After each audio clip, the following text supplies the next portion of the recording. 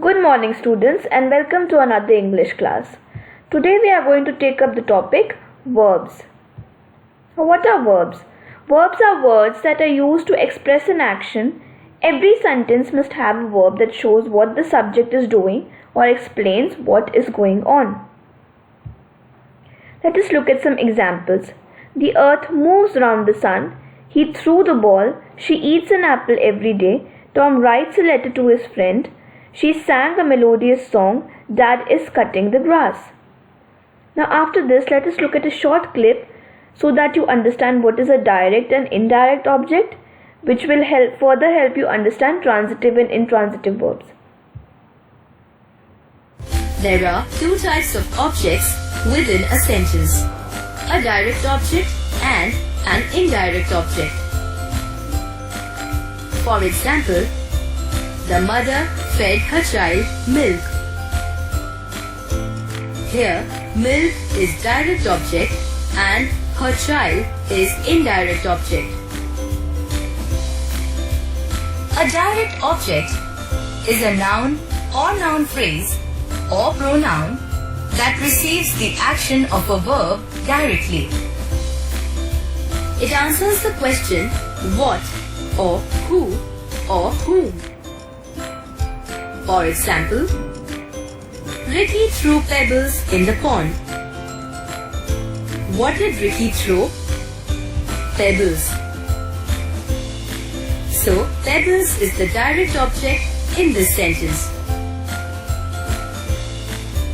A sentence that has a direct object may or may not have an indirect object.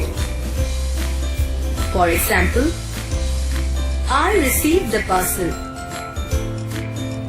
What did I receive? Parcel. In this sentence, there is no indirect object. Parcel is the direct object. An indirect object is a noun or noun phrase or pronoun to whom or for whom the action is done. It receives the action through the direct object and not directly. It answers the question at whom or to whom or for whom or from whom.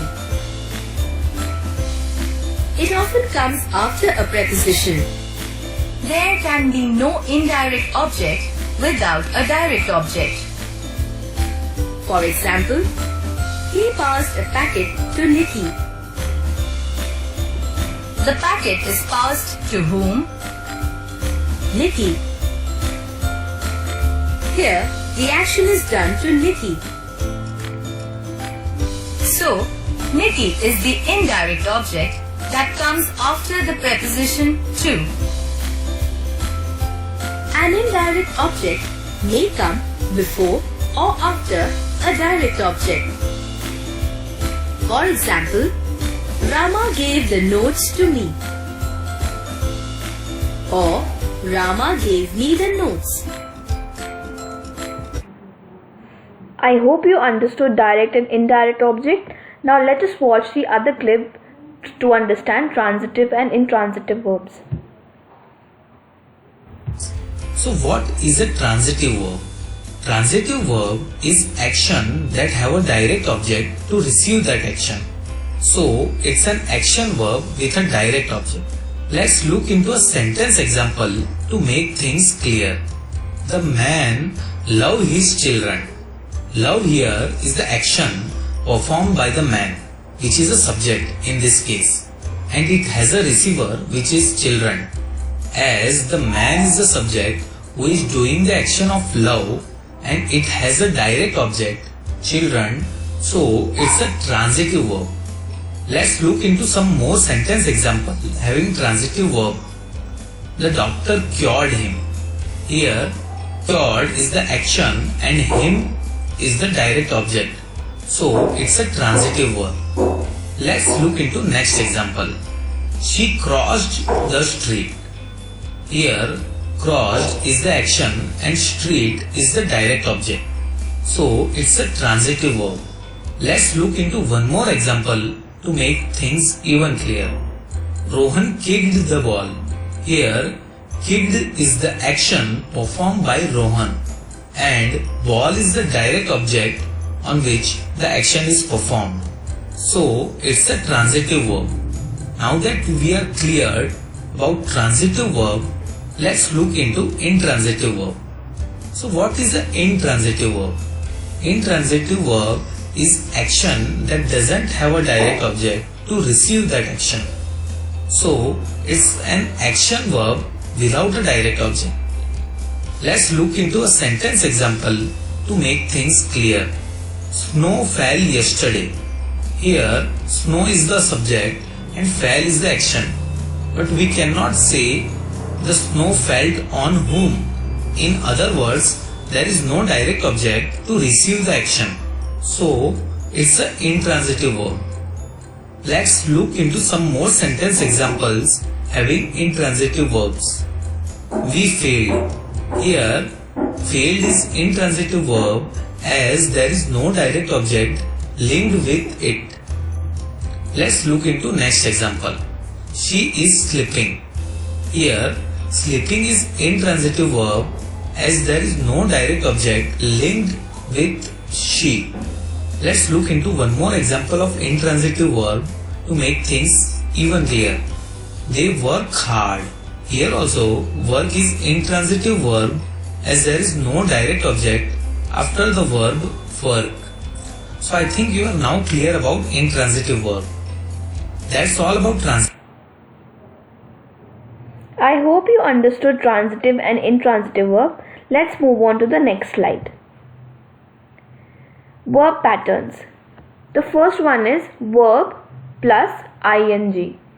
I enjoy working in the emergency yard. Tim is considering changing his job. Over here you can see the word working, which is work plus ing. Verb plus infinitive. Now what is an infinitive? An infinitive is a basic form of a verb and it is usually made up of to plus the verb. I prefer to run every day. The kitten wants to play. The third one, verb plus noun. Lisa studied hard for her exam. Lisa over here is the noun and studied is the verb. Verb plus preposition plus ing. She exercised before having a shower. Exercised over here is the verb, before is the preposition, and having, which is have plus ing. Modal auxiliaries. Now what are modal auxiliaries? Modal auxiliaries are helping verbs like can, will, could, shall, must, would, might and should. You must clean your plate. Must over here is the modal auxiliary verb or the helping verb and clean is the verb. Reflexive verbs.